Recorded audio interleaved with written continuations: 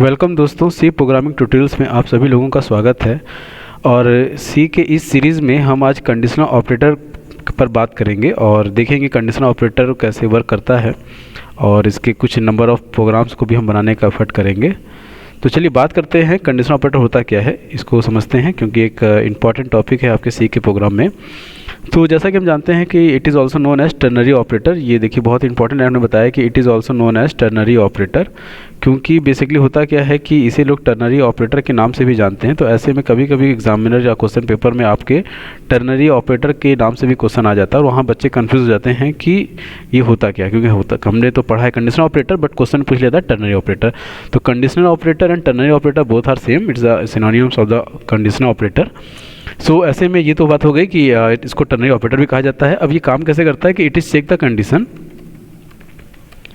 it is check the condition where condition is true, then it execute expression first, otherwise it execute expression second। सो ये इसका syntax हुआ, ये इसका definition हुआ कि ये क्या करता है, ये कंडीशन को चेक करता है। अगर कंडीशन हमारी चेक होगी, कंडीशन अगर हमारी ट्रू होगी तो ये एक्सप्रेशन फर्स्ट को एग्जीक्यूट करेगा, अदरवाइज ये एक्सप्रेशन टू को एग्जीक्यूट करेगा। आइए इसके सिंटैक्स की तरफ बढ़ते हैं और इसका सिंटैक्स देखते हैं कि इसका सिंटैक्स कैसे दिखता है, हाउ इट्स लुक लाइक। तो सबसे पहले तो आप ब्रैकेट के अंदर लिखोगे कंडीशन को, देन उसके बाद जो है आपने यहाँ पे क्वेश्चन मार्क लगाया एंड देन उसके बाद अगर कंडीशन ट्रू होगा तो एक्सप्रेशन फर्स्ट को एग्जीक्यूट करेगा, अदरवाइज ये एक्सप्रेशन सेकंड को एग्जीक्यूट करेगा। चलिए को फिर से इसको समझने का एफर्ट करते हैं, थोड़ा सा इसको ग्राफिकल वे में समझते हैं ताकि हमें और अच्छे से समझ में आ जाए। तो ऐसे में हमने क्या किया कि इसको थोड़ा सा ग्राफिकल रिप्रेजेंट करते हैं और वहाँ पे लेके चलते हैं और देखते हैं कि एग्जैक्टली ये कहना क्या चाह रहा है, तब हम बात करेंगे आगे प्रोग्राम के ऊपर। सो जैसा कि हमने यहाँ पर बताया कि इस जगह पर लगा कंडीशन अगर ट्रू होगा तो एक्सप्रेशन फर्स्ट को एग्जीक्यूट करेगा और अगर फॉल्स हुआ तो एक्सप्रेशन सेकंड पे आएगा। सेंस इसका ये है कि यहाँ जो आपने कंडीशन अप्लाई किया होगा अगर वो ट्रू होगा तो उस केस में ये इस एक्सप्रेशन फर्स्ट को एग्जीक्यूट करेगा, कब, जब कंडीशन ट्रू होगा। और अगर कंडीशन फॉल्स हुआ तब ये एक्सप्रेशन टू पे जाएगा और इस एक्सप्रेशन को यानी सेकंड पे जो भी आपने लिखा होगा इसे वो एग्जीक्यूट करा देगा। आइए इसी के बिहाफ पे एक प्रोग्राम को देखते हैं और फर्स्ट प्रोग्राम जो हमारा यहाँ पर बोल रहा है वो क्या है कि write program input any number and check it is a negative और positive using conditional operator. Conditional operator के हेल्प से ही हमें इसे बनाना है। तो आइए इस प्रोग्राम का फर्स्ट प्रोग्राम को हम लोग यहाँ पर देखते हैं और इसको बनाने की कोशिश करते हैं कंडीशनल ऑपरेटर के माध्यम से और देखते हैं ये प्रोग्राम कैसे बनेगा। तो चलिए चलते हैं प्रोग्राम की तरफ और इसको कोशिश करते हैं बनाने की। तो जैसा कि क्वेश्चन में ही कह रहा है कि write program input any number, यानी एनी नंबर इनपुट करना है। तो यहाँ पर जो इनपुट होगा वो कोई एक नंबर होगा। तो इनपुट जो हो रहा है यहाँ पर n हो रहा है, फॉर एग्जांपल n मान लिया हमने, और चेक करना है पॉजिटिव और नेगेटिव। जैसा कि पॉजिटिव और नेगेटिव के बारे में अगर हमने पढ़ा होगा नंबर सिस्टम पर तो वहाँ पर साफ साफ बताया गया था हम लोगों को कि अगर कोई वैल्यू 0 से बड़ी हो जाए, क्योंकि जो बीच में नंबर सिस्टम के बीच में जो वैल्यू आती है वो होती है 0, तो 0 से अगर बड़ी वैल्यू है तो वो पॉजिटिव होती है और छोटी वैल्यू होगी तो वो नेगेटिव होगी, जैसा कि हम लोगों ने पढ़ा हुआ है। तो छोटी वैल्यू होने पर हम लोग बोलते हैं 0 से छोटी वैल्यू को पॉजिटिव और बड़ी वैल्यू को नेगेटिव। तो चलिए यही लॉजिक हम यहाँ पर भी अप्लाई करेंगे और देखेंगे कि कैसे इस प्रोग्राम को बना सकते हैं। सबसे पहले हमने यहाँ पर हैश इंक्लूड लगाया, जैसा कि हम जानते हैं सी की प्रोग्रामिंग ऑलवेज हैश इंक्लूड से ही शुरू होती है। देन उसके बाद वॉइड मेन लगा दिया हमने। देन उसके बाद अब हम यहाँ पे इंटीजर n ले लेते हैं फॉर यूज़र एक्सेप्टिंग। अब यहाँ यूज़र को पहले वैल्यू देती हुआ मैसेज पास किया कि प्लीज़ इनपुट एनी नंबर, और फिर उस नंबर को हम लोग स्कैन कर लेते हैं और n पर इनपुट करा लेते हैं। चलिए हमने n पर इनपुट करा लिया। उसके बाद हम कंडीशनल ऑपरेटर अप्लाई करेंगे। तो हमने यहाँ पर ब्रैकेट में n ग्रेटर देन 0 लिखा। अगर देखिए हमने साफ साफ बोला कि अगर 0 से बड़ी वैल्यू होगी तो क्या होगी, पॉजिटिव। तो यहाँ पे प्रिंट ऑफ लगा देंगे और यहाँ लिख देंगे नंबर इज़ पॉजिटिव। और अगर ये कंडीशन फॉल्स हो गया तब क्या होगा, यस नंबर इज़ नेगेटिव। तो कॉलन यहाँ लगाया और लगाने के बाद फिर प्रिंट ऑफ लिखते हैं और यहाँ मैसेज देते हैं कि नंबर इज़ नेगेटिव। तो ये था हमारा, फिर इसके लास्ट में कर्ली ब्रेसेस क्लोज कर देंगे। तो ये हमने प्रोग्राम को कंप्लीट कर लिया है। आइए अब अगले प्रोग्राम की तरफ बढ़ते हैं और नेक्स्ट प्रोग्राम हमारा क्या कर रहा है उसके बारे में डिस्कशन करते हैं।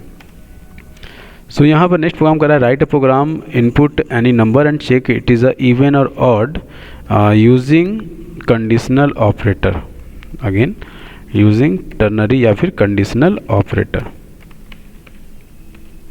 चलिए अब इस प्रोग्राम को बनाने की कोशिश करते हैं और देखते हैं कि कैसे इसको बना सकते हैं। इवन और ऑड, इसको हिंदी में सम विषम कहते हैं। जो भी संख्या 2 से भाग देने पर पूरी तरह से कट जाए तो उसे हम लोग कहते हैं इवन नंबर। यानी इसका सेंस ये निकल के आता है कि अगर हम किसी वैल्यू को डिवाइड करें 2 के साथ, जैसे हमने मान लिया कि 4 को अगर हम 2 से डिवाइड करते हैं तो देखिए 2 2 जा 4 आ रहा है और इसका जो रिमाइंडर है वो क्या बचेगा, एग्जैक्टली 0। ठीक है, तो इसका मतलब हम क्या चेक कर रहे हैं, इसके रिमाइंडर से चेक कर रहे हैं। और हमने अपने ही इस चैनल पे कुछ प्रोग्राम्स के माध्यम से बताया है कि जब आपको रिमाइंडर चेक करना हो तो यूज़ करते हैं मॉडुलस ऑपरेटर का। ठीक है, क्योंकि ये जो ऑपरेटर है ये रिमाइंडर के लिए इस्तेमाल होता है। तो बस हम इसी के थ्रू यहाँ पर अब काम करेंगे और इस प्रोग्राम को कंप्लीट करने का एफर्ट करते हैं। तो सबसे पहले तो हमने हैश इंक्लूड इस्तेमाल किया, उसके बाद stdio.h जैसा सीखे हर प्रोग्राम में बनाते आ रहे हैं। देन वॉइड मेन, अब यहाँ इनपुट एनी नंबर बोल रहा तो हमने n ले लिया, यूज़र को मैसेज पास किया कि प्लीज़ इनपुट एनी नंबर, ये हमने इनपुट करा लिया। देन उसका स्कैनअप करा लेते हैं और स्कैनअप कराने के बाद ये हमने m% n कराया। देन उसके बाद अब हम अप्लाई करेंगे कंडीशन ऑपरेटर को। तो यहाँ पर ब्रैकेट के अंदर n मॉडुलस 2, क्योंकि 2 से भाग देने पर उसका रिमाइंडर क्या बचना चाहिए, 0 बचना चाहिए। अगर ये कंडीशन ट्रू होता है तो प्रिंटअप नंबर इज़ इवन, और अगर ये कंडीशन फॉल्स हो जाए तो कॉलन प्रिंटअप नंबर इज़ ऑड, और फिर लास्ट में हमने कर्ली ब्रेसेस कर दिया क्लोज। तो चलिए देखते हैं कैसे ये वर्क कर रहा है। जैसे फॉर एग्जांपल आपने n की वैल्यू जो है वो दे दी 4 सपोज़ कीजिए। तो अब देखिए यहाँ पर जब 4 को हमने भाग दिया तो क्या बच रहा है, 0। यहाँ देख सकते हो हमने डिवाइड बगल में किया हुआ है। तो इसका मतलब है कि इस पूरी वैल्यू के जगह पर क्या साइन हो जाएगा, 0 आ जाएगा, क्योंकि ये इक्वल टू ऑपरेटर लगा है इसके ठीक बगल में, इज इक्वल टू 2 बार है तो ये इक्वल टू ऑपरेटर होता है। तो 0 के बराबर दिख रहा है, इसका कंडीशन ट्रू है। जैसे ही ट्रू है तो तुरंत ये इस ब्लॉक पे जाएगा और जाकर यहाँ प्रिंट कर देगा नंबर इज़ इवन। अब सपोज़ कीजिए कि आपने यहाँ पर 5 इनपुट किया फॉर एग्जांपल। तो चलिए अब हम 5 को 2 से डिवाइड करके चेक करते हैं कि इसका रिमाइंडर क्या बच रहा है। तो 5 डिवाइडेड बाई 2 जो हमने किया तो ये 2 2 जा 4 आ गया, ये 2 टाइम में गया। और यहाँ पर जो रिमाइंडर आ रहा है देखिए 0 ना बच के यहाँ बच रहा है, 5 में से 4 गया 1। अब जैसा कि आप देख सकते हो कि यहाँ पर वैल्यू आ रही है 1 और जो कि 0 के बराबर नहीं है। देखिए 2 बार इक्वल टू लगाते हैं, एक बार लगाएंगे तो असाइनमेंट ऑपरेटर हो जाएगा। तो मैक्सिमम बच्चे यहाँ भी गलती करते हैं कि वो एक बार इक्वल टू लगा देते हैं। अब ध्यान रखिए कि यहाँ पर एक बार इक्वल टू लग के 2 बार इक्वल टू लगता है।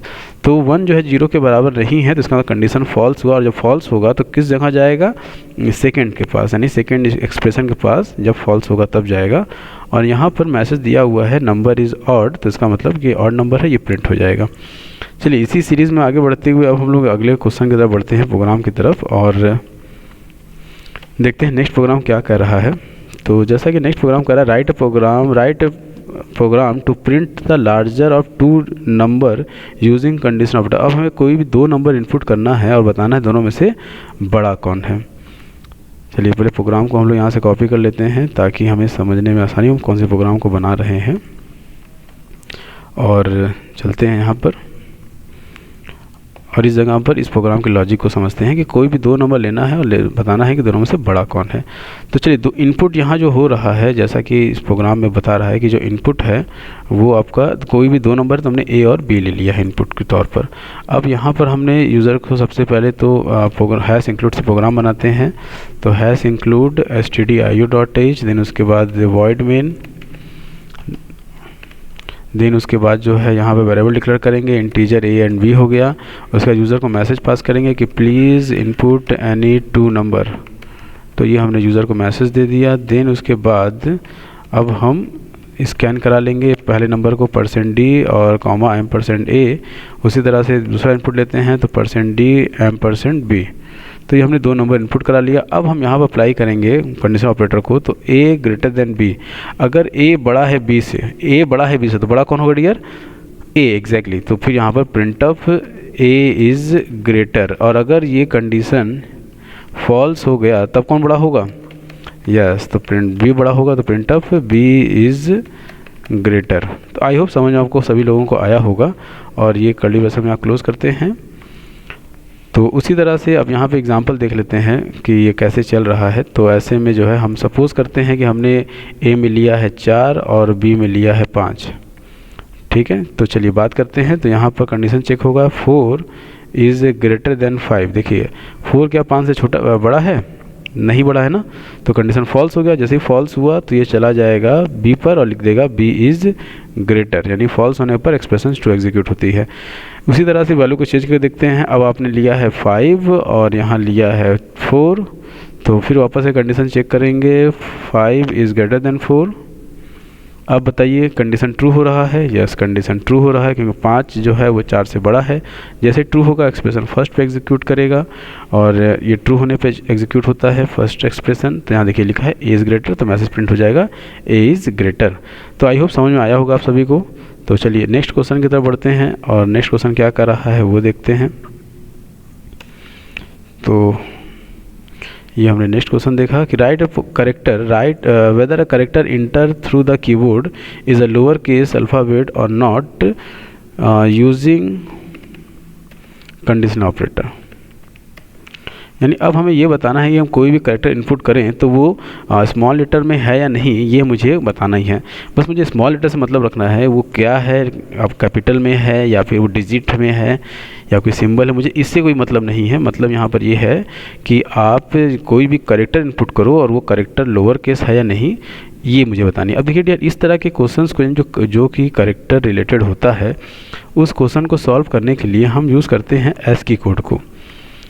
अब ये जो ASCII कोड क्या होती है, अगर आपको फंडामेंटल में ASCII को पढ़ा होगा, जिसे कहते हैं American standard code for information interchange,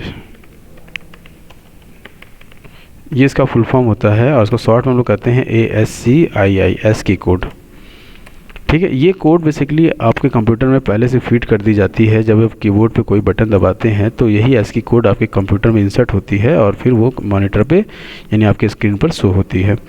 तो ये ASCII कोड जो है वो फिक्स होती है, वो चेंज नहीं होती। जैसे अगर आप कैपिटल A से Z पर काम कर रहे हैं तो इसका ASCII कोड जो होता है वो होता है 65 से 90, 65 से लेकर 90 तक। इसका मतलब ये है कि अगर आपने कैपिटल A दबाया तो आपके कंप्यूटर में इंसर्ट होता है 65, कैपिटल B दबाया तो इंसर्ट होगा 66, कैपिटल C दबाया तो इंसर्ट होगा 67, कैपिटल D दबाया तो इसे होगा 68। ऐसे करते हुए जो लास्ट कैरेक्टर होती है यानी कि Z, वो होती है आपकी 90। अगर आप काउंट करेंगे तो देखिएगा 26 लेटर्स टोटल आपको मिलेंगे। उसी तरह से अगर आप स्मॉल लेटर की बात करें A से Z, तो वो होता है 97 से लेकर 122, 97 से लेकर 122, ये होता है ASCII कैरेक्टर। उसी तरह से अगर आप डिजिट की बात करते हैं, डिजिट का मतलब होता है 0 से लेकर 9, 0 से लेकर 9 तक की डिजिट के लिए जो ASCII कोड आपके कंप्यूटर में फीड की गई है वो 48 से लेकर 57 होती है। और जितने बाकी बच रहे हैं वो सभी आपकी जो हो जाएगी वो सिम्बल्स हो जाएगी। जैसे क्या क्या बच रहा है डियर, देखिए यहाँ पर 1 से लेकर बच रहा है 47, उसके बाद जो है आपका बच रहा है 58 से लेकर 64 तक, ये आपका। उसके बाद जो है फिर आप 91 से लेकर 96 तक, और उसके बाद जो है 123 से लेकर 127। तो डियर ये सभी जो होती है इसको हम लोग सिंबल कहते हैं। सिंबल का मतलब जैसे कि आप @ लगाते हैं, ठीक है, @ हो गया, या फिर एक्सप्लेनेशन हो गया, या हैश हो गया, या डॉलर हो गया, या परसेंटेज हो गया, ठीक है। ये जो जितनी सिंबल्स होती है, ब्रैकेट है, कर्ली ब्रेसेस है, स्क्वायर ब्रैकेट है, इन सभी की कोडिंग जो रखी जाती है वो इसी के अंदर रखी गई है डियर, ठीक है। आइए अब हम लोग प्रोग्राम बनाते हैं और देखते हैं कि कैसे हम इस प्रोग्राम को कंप्लीट करेंगे। तो चलिए बात करते हैं। तो यहाँ पर सबसे पहले तो हमें बताना है कि वो लोअर केस में है या नहीं, यानी लोअर केस का जो एस्की कोड है वो 97 से 122 है, जैसा कि आप देख सकते हो। तो प्रोग्राम की स्टार्टिंग आप ऑलवेज हैश इंक्लूड से करते हैं, उसके बाद वॉइड मेन हो गया, देन उसके बाद जो है आप यहाँ पर करेक्टर इनपुट करेंगे कोई भी CH नाम से, और नाउ यूज़र को मैसेज पास करेंगे कि प्लीज़ इनपुट एनी करेक्टर, या आपने यहाँ पे यूज़र को मैसेज दे दिया। देन उसको स्कैन करा लेते हैं %C और %CH, क्योंकि हम जानते हैं कैरेक्टर के लिए %C यूज़ करते हैं। एंड देन उसके बाद अब हम कंडीशनल ऑपरेटर अप्लाई करेंगे कि CH is greater than is equal to 97, क्योंकि रेंज दिया हुआ डियर 97 से 122 यानी 122, तो यहाँ रेंज के लिए हम एंड का इस्तेमाल करते हैं। और CH is less than is equal to 122, अगर हमारा जो करेक्टर है इसके बीच में कहीं लाई कर रहा होगा, जैसे 98, 97, उसके बाद या फिर जो है 112, ठीक है, अगर इनके बीच में लाई कर रहा होगा तो इसका मतलब है कि it is in lower case. तो यहाँ पे प्रिंटअप लगा देंगे और लिख देंगे it is in lower case. और अगर इसके बीच में लाइन नहीं कर रहा होगा तो इसका मतलब है वो लोअर केस नहीं है, तो यहाँ लिख देंगे कि it is not a lower case. और ये हमने यहाँ पर मैसेज को प्रिंट करा दिया और ये आपका प्रोग्राम डन हो गया। अब हम इसको जो है लेके चलते हैं अपने प्रोग्राम में और वहाँ पर लिख देते हैं ताकि आपको ये नोट्स अवेलेबल हो जाए। अगर आपको नीड हो तो आप इसको डाउनलोड भी कर सकते हैं, ठीक है। और साथ साथ हम इसके लॉजिक को भी वहाँ पे दे देते हैं ताकि आपको कन्फ्यूज़न ना हो।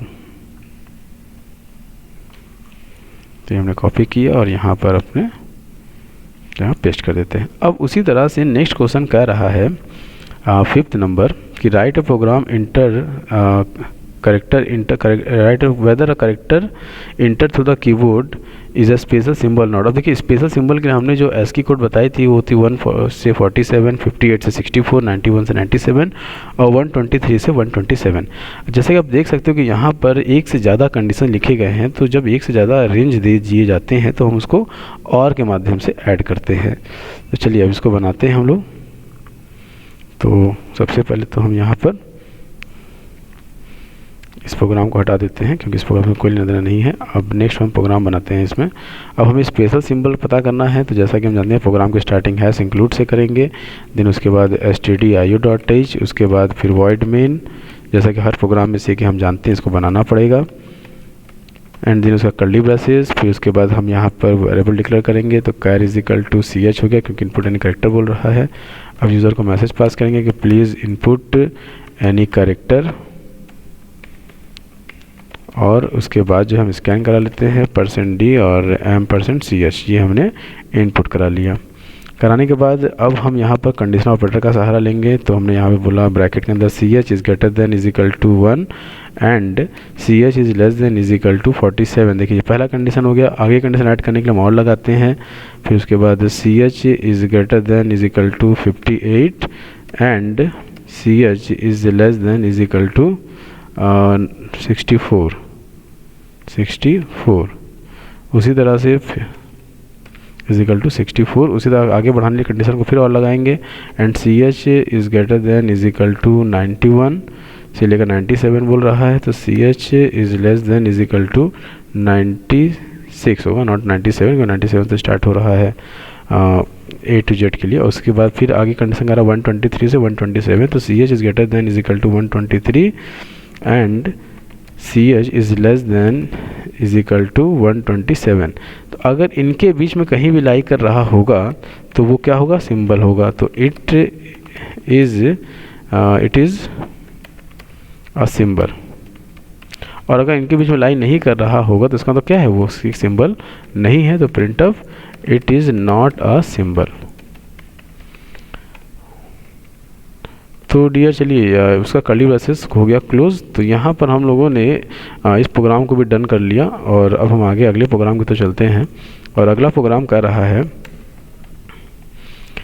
कि write a program using conditional operator to determine whether a year enter through the keyboard is a leap year not. मतलब हमें लीप ईयर बताना है। देखिए लीप ईयर जो होता है जिसमें फरवरी जो है वो 29 दिन का होता है। ये हर 4 साल के गैप पर आता है, यानी कि कोई भी लीप ईयर अगर 2022 में आया है तो अगला लीप ईयर जो है 2026 में आएगा, फिर नेक्स्ट उसके लीप ईयर जो आएगा 2030 में आएगा, फिर उसके लीप ईयर 2034 में आएगा। यानी कोई भी लीप ईयर 4 साल के अंतर पे आता है। हमने माना है 2022 लीप ईयर है, जरूरी नहीं कि लीप ईयर हो, जब से लीप ईयर नहीं है।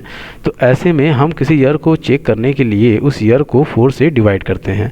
अगर 4 से डिवाइड करने पर लीप ईयर कम्प्लीटली डिविजिबल हो जाए तो वो ईयर, तो उसका हम लीप ईयर कहेंगे, नहीं तो अदरवाइज़ वो लीप ईयर नहीं होगा। फिर समझ लेते हैं कि अगर हमने किसी ईयर को, जैसे 2022 को हमने डिवाइड किया 4 से, अगर 2022 कम्प्लीटली 4 से डिवाइड हो जाता है, जैसे अगर हम डिवाइड करने की कोशिश करें तो देखिए 4 5 20, तो ये 20 आ गया। देन उसके बाद जो है यहाँ पे 2 उतरेगा, यहाँ पर नेक्स्ट उतारने के लिए फिर यहाँ 0 लगा देंगे, फिर यहाँ नेक्स्ट उतरा, फिर 4 5 20। तो आप देख सकते हो कि इसका रिमेनिंग जो है रिमाइंडर 2 बच रहा है। इसका मतलब है 2022 जो है वो लीप ईयर नहीं है। ठीक है, पकड़ में आ गया। तो यानी कि कहने का मतलब हमारा ये है कि अगर कोई भी ईयर को अगर हम 4 से डिवाइड करें और उसका रिमाइंडर 0 के बराबर हो जाए तो एक लीप ईयर होगा, नहीं है बराबर तो वो लीप ईयर नहीं होगा। तो चलिए हैश इंक्लूड से स्टार्ट करते हैं, उसके बाद stdio.h, उसके बाद void main, देन उसके बाद जो है हमने इंटीजर ले लिया कोई भी ईयर के लिए, ईयर ले लिया। उसका यूज़र को हम मैसेज पास किया कि प्लीज़ इनपुट एनी ईयर, चलिए ईयर भी इनपुट करा लिया। एंड ना उसका स्कैन कर लेते हैं %d और %ईयर, ये हमने ईयर पे इनपुट करा लिया। एंड उसके बाद अब हम कंडीशन ऑपरेटर अप्लाई करेंगे, तो यहाँ पे लिखेंगे ब्रैकेट में ईयर, क्योंकि हमें रिमाइंडर चेक करना है तो मॉडुलस का इस्तेमाल करेंगे और डिवाइड करेंगे 4 से। अगर वो बराबर 0 क्या रहा हो, क्योंकि उसको डिवाइड करने पर अगर उसका रिमाइंडर 0 के बराबर मिल रहा है तो इसका मतलब है कि print of it is a leap year. और अगर ये कंडीशन फॉल्स हो गया तो क्या हो जाएगा, not a leap year. Yes, तो यहाँ पर हो गया it is not a leap year. तो और ये हमने प्रोग्राम को कर लिया क्लोज। तो हम आपको ये कोड अवेलेबल करा देंगे, आप लोग जाइए इस प्रोग्राम को देखकर फिर से बनाइए। कोशिश कीजिए कि प्रोग्राम को एक बार समझने के बाद उसको स्वयं से बनाने की कोशिश करें, तभी आपको इसमें आपको एक एक्सपर्टीज़ आप इसमें बन पाएंगे। और हर प्रोग्राम को बनाने के बाद रन ज़रूर कराएं, ताकि जो है उसका रिज़ल्ट क्या मिल रहा है ये भी ज़रूर चेक करें। अगर आप हमारे वीडियो पे यहाँ तक इस वीडियो को देख रहे हैं तो आई होप इस वीडियो पसंद आई होगी और ये कुछ आपके लिए क्वालिटी इम्प्रूव किया होगा आपकी। तो इसी तरह के वीडियोस को देखने के लिए और सी की प्रोग्रामिंग में एक्सपर्ट बनने के लिए इस चैनल को सब्सक्राइब जरूर कर लें, ताकि 1 बाय 1 हम धीरे धीरे करते हुए इसमें प्रोग्राम्स को और हार्ड लेवल पे लेके चलेंगे और अच्छे से अच्छे प्रोग्राम को बनाने के लिए क्या लॉजिक बनती है उस पर हम बात करेंगे। फिर मिलेंगे नेक्स्ट वीडियो में, तब तक अपना ख्याल रखें, परिवार का ख्याल रखें। Thank you.